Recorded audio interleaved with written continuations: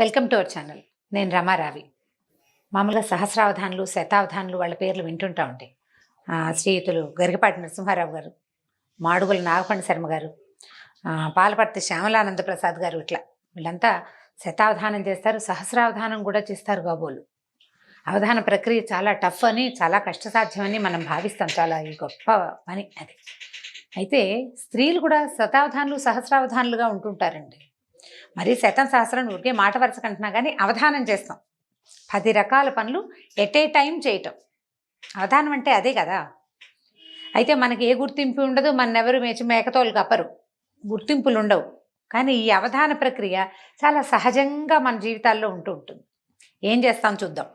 పొద్దున్నే లేస్తామనుకోండి, లేచి బ్రష్ చేసుకుని లేదా ఒక చెంబు నీళ్ళు పోసుకుని రకరకాల ఎవరి అలవాట్లు వాళ్ళవి వంటింట్లోకి వస్తే, ఒక స్టవ్ మీద ఒక దాని మీద పాలు, ఇంకో దాని మీద డికాక్షన్, ఇంకో దాని మీద కుక్కర్ పెడతాం, చపాతీలు పిండి కలపటం, కూరలు దరుకోవటము, పని మనిషి వస్తే ఆ గిన్నెలు బయటేయటం, అప్పుడే పిల్లల్ని నిద్ర లేపటం, పాలవాడు వస్తే పాలు తీసుకోవటం. ఇప్పటికి ఎన్ని అయినాయి ఏమిటో చాలా చెప్పాను, లెక్క పెట్టగంట. ఇవన్నీ అయినాయా? వీటితో పాటు మధ్యలో ఫోన్ కాల్స్ వస్తాయి, ఆకుకూరలు మాతో వినిపిస్తుంది, ఎక్కడో వినపడిన అరటిపళ్ళ వాళ్ళ కేకని చూసుకుని అరటిపళ్ళ అబ్బాయిని పిలుచుకుంటాము. ఇప్పటికి ఇంకా చాలా పనులు అయిపోయినాయి. ఇవి కాకుండా మధ్యలో పిల్లల తాలూకు మేల్కొల్పులు, చిన్న పొన్న పిల్లలుంటే వాళ్ళ తాలూకు బాత్రూమ్ కాల్స్, చిట్టి పిల్లలు ఉన్న వాళ్ళకి. అక్కడి నుంచి ఇంకా కొంచెం ముందుకెళ్తే ఈ కుక్కర్లు పాలు గీలు దింపేస్తే మళ్ళీ టిఫిను, దాని ఏర్పాటు, దాన్ని ఒకళ్ళకి పెట్టడము, ఒకడికి నోట్లో పెట్టాల్సి రావటం, ఇంకొకటికి బాటిల్లో పాలు పోసి అందించాల్సి రావటం, ఇలా ఇలా రకరకాల పనులు చేసేస్తాం. మల్టీ టాస్కింగ్ అంటారు సింపుల్గా దీన్ని. ఒకేసారి రకరకాల పనులని హ్యాండిల్ చేయటం. సాధారణంగా గృహిణులు అందరూ, ఇళ్లల్లో ఉండే ఆడవాళ్ళందరూ ఈ పని చేస్తారు. మగవాళ్ళు కూడా చేస్తారనుకోండి, మనం వాళ్ళ సంగతి మాట్లాడలేదు కదా, మనం మామ్లో ఉన్నాం కాబట్టి మన సంగతే మనం మాట్లాడదాం. ఈ మల్టీ టాస్కింగ్ హ్యాబిట్గా, అలవాటుగా ఉండి చేయగలిగే వాళ్ళు గెలిచేస్తారండి ఏదో రకంగా. అప్పుడప్పుడు ఫెయిల్ అవుతుంటాం. ఈ పట్టుకెళ్తున్న గిన్నెలో ఏదో ఒకటి పడిపోతుంది, పాలు పొంగిపోతాయి, డికాక్షన్ పోస్తుంటే పక్కకు పడిపోతుంది, ఇడ్లీ పెడితే నీళ్లు కొట్టేస్తాయి, దోశలు ఎన్నిసార్లు వేసినా ఏమిటో మొదటి దోశలు 3-4 దోశలు చెడిపోతాయి, రోజు చేసే చపాతీ ఒక్కోరోజు అదేదో దేశపు పటం వస్తూ ఉంటుంది. ఇలా ఏవో చిన్న చిన్నవి అవుతాయి అనుకోండి, చేజారి పడిపోవటాలు, కప్పులు పగిలిపోవటాలు, అవన్నీ న్యాచురల్గా జరుగుతాయి. అయినా కూడా ఈ పని అంతా చేస్తూ ఉంటాం.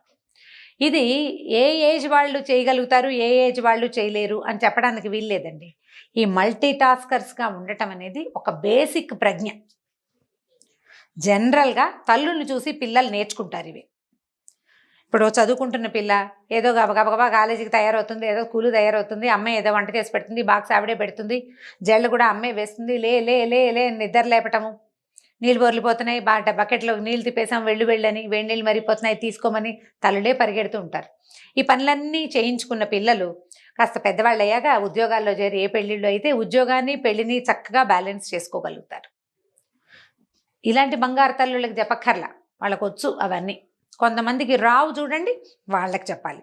ఎవరికి రావో చూద్దాం. తల్లులే అన్నం పెట్టి, తల్లులే తయారు చేసి, తల్లులే ఇస్త్రీ బట్టలు కూడా చూసి పెట్టిన వాళ్ళకి కొంచెం తక్కువగా వస్తాయండి. వస్తాయి వాళ్ళకు కూడా, కానీ బాగా రాదు. వీళ్ళు చాలామంది మాకు టీ పెట్టడం రాదు, మాకు అన్నం వండటం రాదు, అన్నీ మా అమ్మే చేసేది, మా అమ్మ సరిగా పెంచలేదు, మా అమ్మ నాకు నేర్పించలేదు, ఇలాంటి కంప్లైంట్లతోటి అరకొరగా పనులు చేస్తూ ఎప్పుడు తమ విసుక్కుంటూ లేదా ఎవరితోటైనా విసుక్కోబడుతూ అలా ఉంటూ ఉంటారు. బీ ఏ మల్టీ టాస్కర్, ఇది వాళ్ళ మన స్లోగన్. మల్టీ టాస్కర్ అవ్వండి, అవధాని అయిపోవాలి. మనం ఎలా అయిపోతామో చూద్దాం. ఉద్యోగం కొత్తగా చేరిన అమ్మాయి చదువు అయిపోయింది, ఉద్యోగంలో చేరింది, పెళ్లి కాలేదు, పెళ్ళి అవల, ఇంకా అమ్మ దగ్గరే ఉంది. అలాంటప్పుడు ఏం చేస్తారంటే, పిల్లలు చక్కగా షోగ్గా తయారయ్యి ఉద్యోగాలకు బాగా వెళ్తారు, మంచి మంచి జీతాలు వస్తాయి, లేదా చిన్నదో పెద్దదో జీతం వస్తుంది అనుకుందాం, ఏదో ఇంటికి సరదాగా 2 వస్తువులు తెస్తారు, అమ్మని సినిమాకి తీసుకెళ్తారు, ఏమైనా కొనుక్కొస్తారు. ఆ పిల్లకి వేళకి అమర్చి పెట్టడం తన డ్యూటీగా భావిస్తుంది అమ్మ.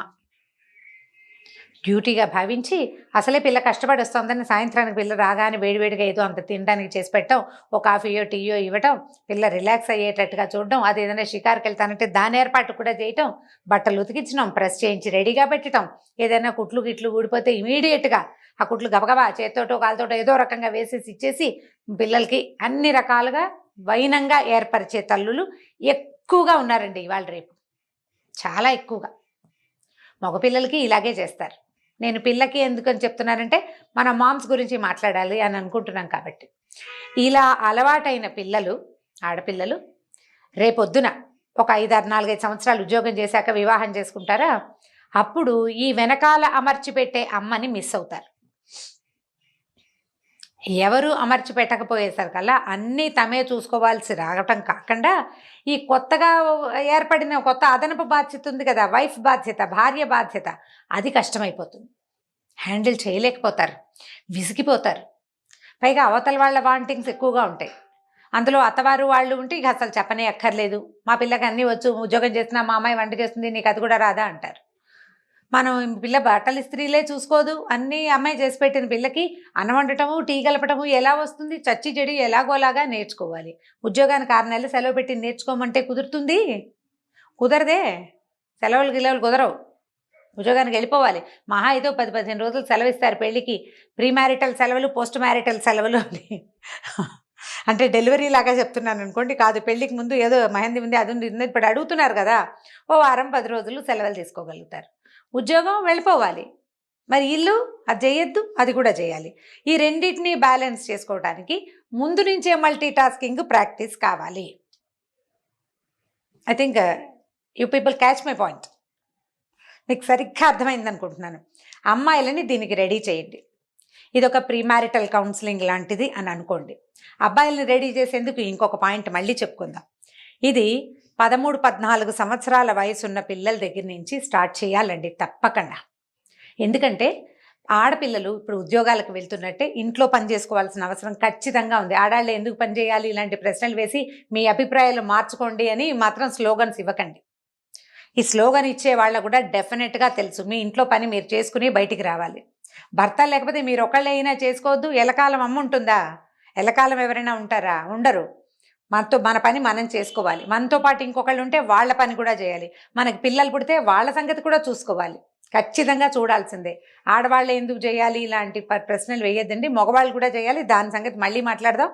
ఇది స్పెషల్గా ఆడపిల్లల కోసమే, ఆడపిల్లల తల్లుల కోసం.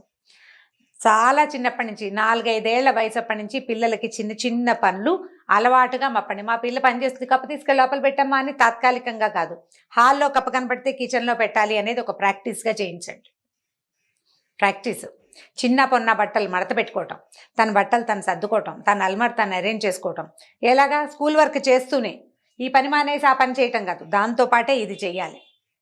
అక్కడి నుంచి 10-14 ఏళ్ళు వచ్చేసరికల్లా ఒక పిల్లలు జడలు వేసుకోవటం, తమ జడలు తాము అరేంజ్ చేసుకోవటం, బట్టలు అరేంజ్ చేసుకోవటం, అమ్మకి ఏదైనా ఒక కూర తరిగి పెట్టడము, ఒక దోసపిండి గ్రైండర్లో వేస్తే అది తీయటం, దోశలు వేయటం, అట్లా వెనకాల పని కాసేపు అయినా రోజులో. ఎక్కడ చదువుకునే పిల్లలకి ఎక్కడ సమయం దొరుకుతుందండి అని ఇలాంటి ప్రశ్నలు వేయొద్దండి.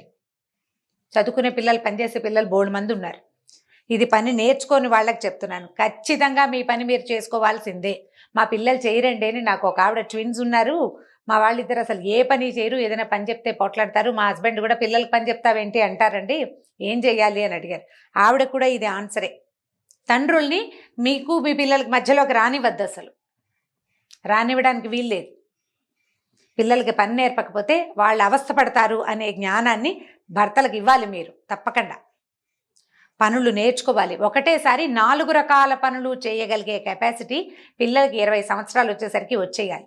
రేపు తప్పి తగిలి ఫారిన్ వెళ్ళారనుకోండి, పీజీ చేయడానికి వెళ్తారు, ఇక్కడ కాకుండా వేరే ఊరు వెళ్తారు, ఎక్కడైనా ఉండటానికి వెళ్తారు, చదువుకోవడానికే. పెళ్ళిళ్ళు అవ్వక్కర్లా, చదువుకోవడానికి వెళ్ళినా ఫారిన్ వెళ్ళిన పిల్ల దాని గిన్నెలు దోముకోవాలి, వంట చేసుకోవాలి, బట్టలు ఉతుక్కోవాలి, వాషింగ్ మెషిన్లో అయినా సరే, కాలేజ్కి వెళ్ళాలి, అక్కడ వర్క్ చేయాలి, మళ్ళీ ఫుడ్డు, మళ్ళీ వచ్చాక గిన్నెలు నోరు తెరుచుకుని చూస్తూ ఉంటాయి. ఇన్ని పనులు చేయొద్దు. ఏ అలవాటు లేకుండా చక్కగా అస్తాద్పరంగా అరిచేతిలో వెన్నముద్దలాగా పెంచిన పిల్ల వెళ్ళి ఏం చేస్తుంది అక్కడ? ఎంత ప్రెషర్కి లోనవుతారు. ఇదంతా ఈజీ, సింపుల్, నేను చేసేయగలను అని అనిపించేలాగా మీ పిల్లల్ని రెడీ చేయండి. అది 13-14 నుంచి తప్పకుండా స్టార్ట్ చేయాలండి. పిల్లలకి ప్రాపర్గా కూర్చోవటం నేర్పిస్తాం. సరిగా కూర్చో, బాగా కూర్చో అని చెప్తారు కదా, ఎవరైనా చెప్తారా? అలాగే ఈ పని నీది, ఇది నువ్వు డెఫినెట్గా చేయాలి అనేది ప్రాక్టీస్ చేయించండి. ఒకవేళ ఇలా కాదు, మన దగ్గర 20-22 ఏళ్ల పిల్లలు ఉన్నారనుకోండి, పెద్దగా ఏం చేయరు, అన్నీ మనమే అరేంజ్ చేస్తాం. అరేంజ్ చేయటం మానేయండి. పిల్లల్ని వాళ్ళ అరేంజ్మెంట్స్ వాళ్ళు చేసుకునేలాగా చేయండి. చెప్పండి వాళ్ళకి, వాళ్ళ అరేంజ్మెంట్స్ వాళ్ళు చేసుకోవాలి. మల్టీ టాస్కర్ అయిన వాళ్ళు గెలుస్తారు జీవితంలో, వితౌట్ ప్రెషర్. నీకు ఒక మంచి ఉద్యోగం వచ్చింది, నువ్వు అక్కడ బాగా పేరు తెచ్చుకుంటావు. ఇంట్లో ఈ వెనకాల ప్రెషరు, ఇక్కడ నువ్వు ఇక్కడ పని అంతా ముగించేసుకుని అక్కడికి వెళ్ళి చేయాలి. ఒక హెల్పర్ని పెట్టుకోవచ్చు. బాగా సంపాదన ఉంటే తప్పకుండా ఒక పని మనిషిని పెట్టుకుంటారండి, ఇంకెవరో కేర్ టేకర్ని పెట్టుకుంటారు. వాళ్ళని మాత్రం మేనేజ్ చేయొద్దు, వాళ్ళ అమ్మలు కాదు కదా, వాళ్ళని మేనేజ్ చేయాలి. దానికైనా మనకి మల్టీ టాస్కింగ్ రావాల్సిందే. దానికోసం ట్రై చేయాలండి. ఆలోచన మార్చుకోండి. ఇప్పుడు 24-26 సంవత్సరాల ఆడపిల్లలు ఉద్యోగాలు చేస్తూ ఇంకా వివాహాలు కాని వాళ్ళు ఉంటారు, చేసుకుంటారు ఎప్పుడో. మీరు కూడా ప్రాక్టీస్ చేయండి. 4 రకాల పనులు ఎట్ ఏ టైం చేయటం. ఇది అవసరమా అంటే డెఫినెట్గా అవసరమేనండి. మీరు kitchen, house hold things manage చేయగలిగితే అది బ్రెయిన్ అలవాటు అయిపోతే ఏం ఉండదండి. బ్రెయిన్లో ఓ పక్కన పడి ఉంటాయి ఆ వ్యవహారాలన్నీ, అందుకంటే ఏం ఉండదు. ఇది మేనేజ్ చేయగలిగే వాళ్ళకి ఒక రకమైన కాన్ఫిడెన్స్ ఉంటుందమ్మా. అది ఆలోచించండి. ఈ కాన్ఫిడెన్స్ని డెవలప్ చేసుకునేందుకు ప్రయత్నం చేయాలి. పిల్లల్లో అది డెవలప్ చేయడానికి ప్రయత్నం చేయాలి. ఒకవేళ మనకి 2 పిల్లలు ఒకే వయసు వాళ్ళు ఆడామగా ఉంటే ఇద్దరితోటి పని చేయించండి. పిల్లలతో పని చేయిస్తావా అని ఎవరైనా అడగడానికి అసలు వీలే లేదు. పని చేయించకపోతే చాలా కష్టం రేపొద్దున. ఏ రోజు ఎటుపోయి ఎటొస్తుందో తెలియదు మనకి. 4 పనులు అన్నీ చేసుకోవాల్సిందే. బజార్ వెళ్ళి కొన్ని కూరలు తేవడం, కూరలకి మనతో పాటు పిల్లల్ని తీసుకెళ్ళి సెలెక్షన్ ఇలా ఉండాలి, టమాటాలు లేదా క్యారెట్ని ఇలా తీసుకోవాలి, తోటకూర ఇలా చూసుకోవాలని 4-5 సార్లు చెప్తే ఆటోమేటిక్గా వస్తుంది. అట్లా ప్రతి పని వాళ్ళు చేసుకోగలిగేలాగా చేయగలిగేలాగా చేయండి. ఇది ప్రాక్టీస్ చేయండి. ఈ 4 రకాల పనులు చేయగలిగే ప్రాక్టీస్ ఉన్నవాడు బయటికి వెళ్ళి ఏదైనా చేస్తాడు. లేదా బయట పని ఒకటే వచ్చి ఇంటి పని రాకపోతే ఎవరొచ్చి అన్నం పెడతారా అని చూసే పరిస్థితి వస్తుంది. అన్నం కోసం వెయిట్ చేయకపోయినా చెయ్యలేకపోతారు. ఇంటిని మేనేజ్ చేయలేక స్ట్రెస్ ఫీల్ అవుతారు. ఈ స్ట్రెస్ మీకు వర్క్ మీద పడుతుంది. ఇది మీరు ఈజీగా అలవాటుగా చేసేసారనుకోండి, దీని ప్రెషర్ ఏముండదు. దీని దారి దీంది, దాని దారి దాంది. 2 సైమల్టేనియస్గా 2 రైలు పట్టాల్లాగా నడిచి వెళ్ళిపోతుంది జీవితం హ్యాపీగా. ఉద్యోగంతో పాటు ఇంటిని మేనేజ్ చేయటం అనే దాన్ని ప్రాక్టీస్ చేయండి. ఇది కాకుండా అంటే ఇంకొక పాయింట్ చెప్పాలనుకుంటున్నా. కొంతమంది ఒక టైంలో ఒక పనే చేయాలని భావిస్తారు. 2-3 పనులు చేయరు. కాఫీ తాగితే కాఫీయే తాగాలి, కూర్చుని స్థిమితంగా ఒక చోట కూర్చుని కాఫీ తాగాలి. అది అయ్యాకే రెండో పని. పొయ్యి మీద పాలు పెడితే ఆ పాలకేసే చూస్తూ ఉండాలి. రెండో పని చేయకూడదు అంటే చేయలేరు. ఫోకస్డ్గా చేయాలి ఒకే పనిని అని భావిస్తారు. అలా అయితే టైం సరిపోదండి. ఒకవేళ మీరు కనుక అలాంటి డిజార్డర్ ఉండి ఇలాంటి ప్రాబ్లమ్స్ ఉన్నవాళ్ళు ఎవరైనా ఉంటే మన వ్యూవర్స్లో, అందుకోసం చెప్తున్నా అనమాట. 2 లేదా 3 పనులని ఎట్ ఏ టైం చేసే ప్రాక్టీస్ ఇవ్వండి బ్రెయిన్కి. 2 లేదా 3 పనులు. మామూలుగా మనం ఏదైనా రాయాలనుకోండి, చూసి రాయాలి, చూడాలి, రాయాలి, 2 పనులు కదా. లేకపోతే వినాలి, రాయాలి, 2 పనులు. మనకే వచ్చింది రాయటం ఒక పనే, లోపల ఉన్నది బ్రెయిన్లో ఉన్నది. చూసి రాత, విని రాత, 2 పనులు కదా. ఇవి రాసుకుని ఇలా చేయటం వల్ల కూడా మీకు మల్టీ టాస్కింగ్ మెల్లిగా ప్రాక్టీస్ అవుతుంది. ఒకవేళ మీరు అలా ఫోకస్డ్గా చేయలేకపోతూ ఉంటే కనుక ఏదైనా వింటూ దాన్ని రాయడానికి ట్రై చేయండి. పాట వినపడుతున్న పాటని నోట్ చేసుకోవడం లాంటివి. అప్పుడు కొంచెం బ్రెయిన్ దానికి ట్యూన్ అవుతుందన్నమాట ఈ ప్రాక్టీస్కి. ఆ సమస్యలు ఏమీ లేని వాళ్ళైతే రకరకాల పనులు, అన్ని పనులని ఒక్కొక్కసారి చేయగలమా లేదా అని చూసుకుని, ఈజీగా చేయటం ఎలా అనేది చూసుకుని వాటిని మన జీవితంలో భాగాన్ని చేసేసేయండి. అప్పుడు మీరు అన్నిటినీ హ్యాండిల్ చేయగలుగుతారు. మనం కూడా పెద్ద పెద్ద వాళ్ళ పేర్ల లాగానే సహస్రావధాని, శతావధాని అని అనిపించుకోవచ్చు. చక్కగా అన్ని పనులు చేసేసుకుంటుంది. ఇంటా బయట గెలుస్తున్నాము అని అనిపించుకోవాలంటే ఇది చాలా ముఖ్యంగా చేయాలి.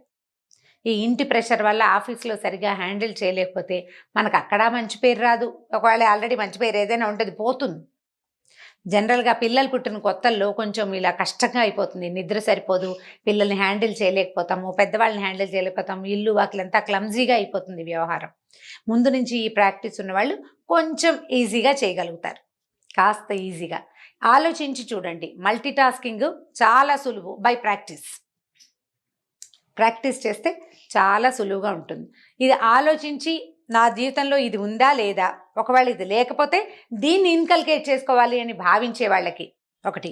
పిల్లల్లో ఈ రకమైన ప్రవృత్తిని ఇలా అన్ని పనులు చేయగలిగి 4 పనులని ఎట్ ఏ టైం చేయగలిగే సామర్థ్యాన్ని పెంపొందించాలని భావించే వాళ్ళ కోసమే ఈ వీడియో చేయబడింది. ఇది కనుక మీకు నచ్చినట్లయితే లైక్ చేయండి, షేర్ చేయండి. మరిన్ని వీడియోస్ కోసం మా ఛానల్ని సబ్స్క్రైబ్ చేసుకోండి.